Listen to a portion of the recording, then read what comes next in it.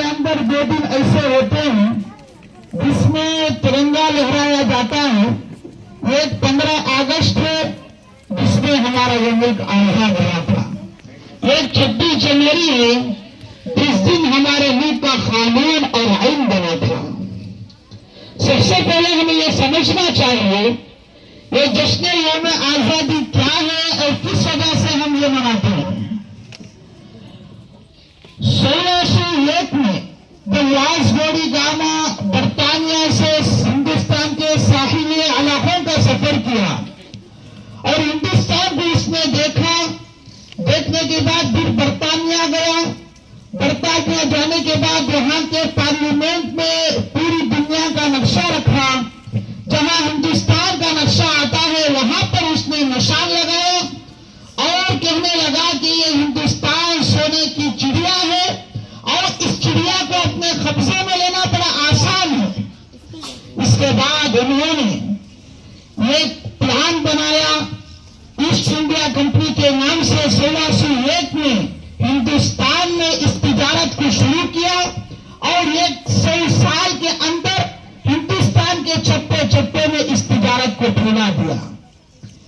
1740 تک انہوں نے اپنے کارندوں کو حکومت کے اندر دخل اندازی کے لیے چھوڑ دیا اور 1740 میں کئی علاقوں پر ہندوستان کے ان کا قبضہ ہو گیا.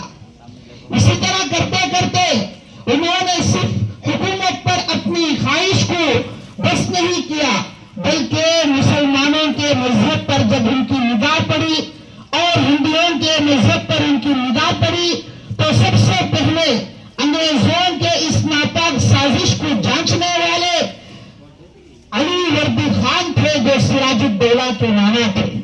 انہوں نے انگریزوں کا مقابلہ کیا لیکن ہار جیت تو ہوتی رہتی ہے.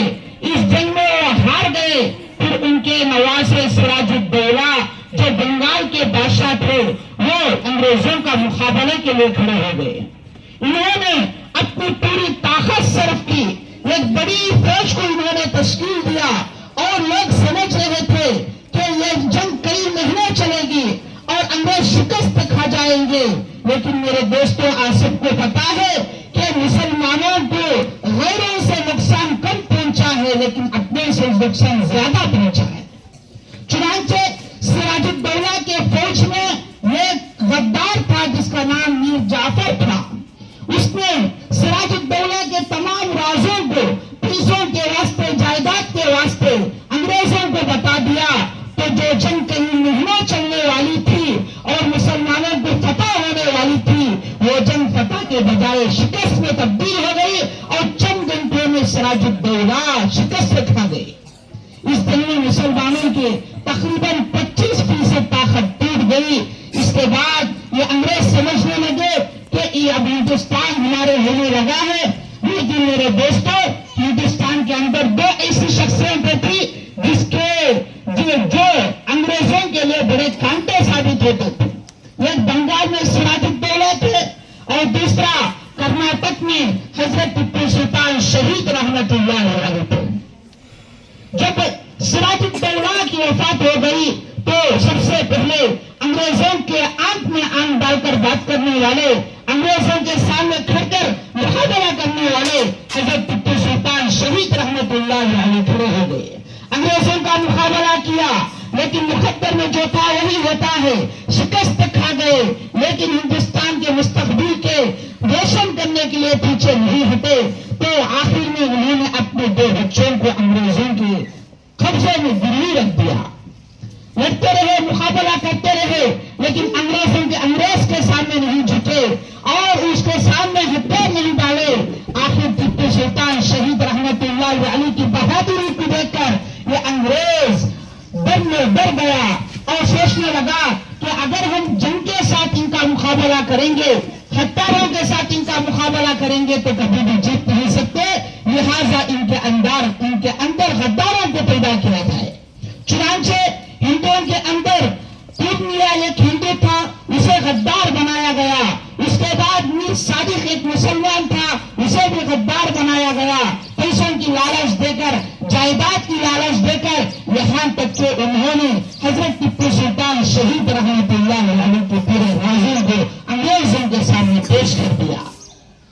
میرے دوستوں، جب پورے چیزیں معلوم ہو گئی تو انگریزوں نے اس منصوبے کے مطابق حضرت ٹیپو سلطان شہید رحمت اللہ علیہ کو بھی اس دنیا سے شہید کر دیا. اس کے بعد سوچنے لگے کہ اب انگریزوں کے مقابلے میں کوئی کھڑا ہونے والا نہیں ہے. اب انسانوں کے اندر، ہندوستانوں کے اندر جہاد کا جذبہ ختم ہو چکا ہے. یہ لوگ غلام ہو چکے ہیں. ابھی اسلام بھی چھوڑ دیں گے، ہندوستان بھی چھوڑ کر ہم ان لوگوں کو اپنا غلام بنا لیں گے. چنانچہ میرے دوستوں، اس کے بعد علماء اکرام نے اس عالم کو لے کر کھڑے ہو گئے. سب سے پہلے شاہ عبدالعزیز محدث دہلوی رحمت اللہ علیہ نے فتویٰ دیا کہ آج کے بعد سے یہ ہندوستان دارالحرب ہے. یہ ہندوستان انگریزوں کا ہو چکا ہے، ہم غلام ہو چکے ہیں، اسلام کے لیے بڑا خطرہ ہے. لہذا جو ایمان لا چکا ہے اللہ کے اوپر، رسول اللہ پر جو ایمان لا چکا ہے، آخرت پر جو ایمان لا چکا ہے، اس کے اوپر جہاد فرض ہے. لہذا انگریزوں سے مقابلہ کرنا لازم ہے. اس کے بعد ہر ایک کے اندر ایک ولولہ پیدا ہوا، ایک جذبہ پیدا ہوا. انگریز کے سامنے مقابلہ کرنے کے لیے تیار ہو گئے. لیکن انگریز نے اس جنگ کے بعد، اس فتنے کے بعد حضرت شاہ عبدالعزیز محدث دہلوی رحمت اللہ علیہ کو بھی شہید کر دیا. دلی کے اندر ایک مدرسہ تھا، راتوں رات بارود کے ذریعے اس مدرسے کو شہید کر دیا گیا. اور جو بچے کچے وہاں کے طلبا تھے، وہاں کے علماء اکرام تھے، ان کو زہر دے کر شہید کر دیا گیا. اس کے بعد یہ جذبہ ختم نہیں ہوا میرے دوستو. اس کے بعد یہ عبدالعزیز محدث دہلوی رحمت اللہ علیہ کے شاگرد تیار ہوئے. شاہ اسماعیل شہید رحمت اللہ علیہ تیار ہوئے، ان کے شاگرد تیار ہوئے. جس طرح آج تبلیغ کے لوگ گھر گھر کے پاس جا کر یہ جماعت میں نکلنے کی تشکیل کرتے ہیں، اسی طرح یہ دو علماء اکرام گھر گھر گئے اور کہنے لگے کہ ہمیں ہندوستان کو آزاد کرانا ہے. تمہارے 2 بچوں میں سے 1 بچے کو ہمیں دے دو، تمہارے 4 بچوں میں سے 2 بچوں کو ہمیں دے دو. اس طرح وہ نوجوانوں کو تشکیل کرتے گئے یہاں تک کہ ایک بڑا مجمع ان کے لیے تیار ہو گیا. بالاکوٹ کے میدان میں ہزاروں کا، لاکھوں کا مجمع انگریزوں کے خلاف لڑنے کے لیے تیار ہو گیا. یہ جنگ ہوئی، لیکن میرے دوستوں ہمیشہ فتح پہلے نمبر پر نہیں ملا کرتی، قربانیوں کے بعد ملا کرتی ہے. اپنے جذبوں کی قربانی پیش کرنی پڑتی ہے، اپنی خواہشات کی قربانی پیش کرنی پڑتی ہے، اپنے خون کو بہانا پڑتا ہے، لوگوں کے تانے سننے پڑتے ہیں. اس کے بعد جا کر کامیابی قدم چلتی ہے. یہ بالاکوٹ میں جنگ ہوئی. اس جنگ کے اندر بھی میرے دوستوں 55 لاکھ سے لے کر 20 لاکھ تک مسلمان شہید ہوئے. 55 لاکھ سے لے کر 15 لاکھ سے لے کر 20 لاکھ مسلمان شہید ہوئے. اس میں سے تقریباً 55 سے 60 ہزار علماء اکرام تھے. اس دن کے بعد انگریز نے سوچا کہ ہم ان کو ختم کر رہے ہیں، لیکن ان کا جذبہ ختم نہیں ہو رہا ہے. جتنے لوگوں کو ہم مار رہے ہیں اس سے دگنا پیدا ہو رہے ہیں. چنانچہ ان کے اندر کیا ایسی چیز ہے جس کی وجہ سے بار بار یہ ہمارے سامنے کھڑے ہو رہے ہیں؟ تو برطانیہ کے سب سے بڑے سیاستدان نے کہا ان کے اندر 2 چیزیں ہیں، یہ قرآن ہے، دوسرا علماء اکرام ہے. ان کے ہاتھوں سے قرآن کو چھین لیا جائے اور ان کے علماء اکرام کو ختم کر دیا جائے تو جہاد کا جذبہ ان کا ٹھنڈا پڑ جائے گا. چنانچہ ایک دن کے اندر 35 سے 40 ہزار قرآن کے نسخوں کو جلا دیا گیا. اس کے بعد علماء اکرام کو جو بالاکوٹ کے جنگ میں شریک تھے چن چن کے ان کو پھانسی دینے لگی. یہاں تک کہ تھامسن کہتا ہے کہ دلی کے چاندنی چوک سے لے کر خیبر تک جتنے بھی درخت تھے کوئی درخت ایسا نہیں تھا جہاں پر علماء اکرام کی لاش نہ لٹکی ہو. اتنے شہید کیے گئے.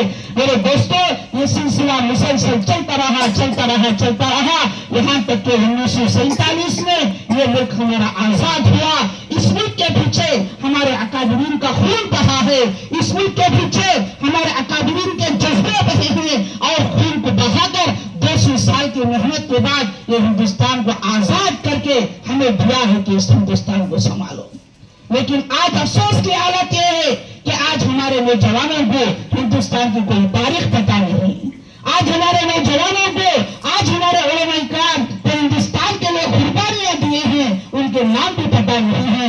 میرے دوستوں، یہ ہندوستان ہمارا ہے، ہمارا تھا، ہمارا ہے اور ہمارا رہے گا. اور جو لوگ کہتے ہیں کہ ہندوستان کے لیے ہم کیا کیے ہیں، ابھی جو چھوٹے چھوٹے بچے نظم میں بتا رہے تھے کہ ہندوستان میں جو لال قلعہ ہے وہ بھی ہمارا ہے، تاج محل ہے وہ بھی ہمارا ہے، یہ ترنگا جو لہر رہا ہے اس کے اندر جو 3 رنگ ہیں، یہ 3 رنگ پہ دینے والے ہمارے مسلمان ایک نوجوان لڑکی ہے. مسلمان نوجوان لڑکی نے اس ترنگے کے کلر کو دیا، بہت کچھ دیا ہے. میرے دوستوں، وقت بہت تھوڑا ہے، آگے ہم بول رہے ہیں، تو میرے دوستوں اپنے اندر ایک جذبہ پیدا کریں کہ ہندوستان کے لیے ہم بھی کچھ کریں گے.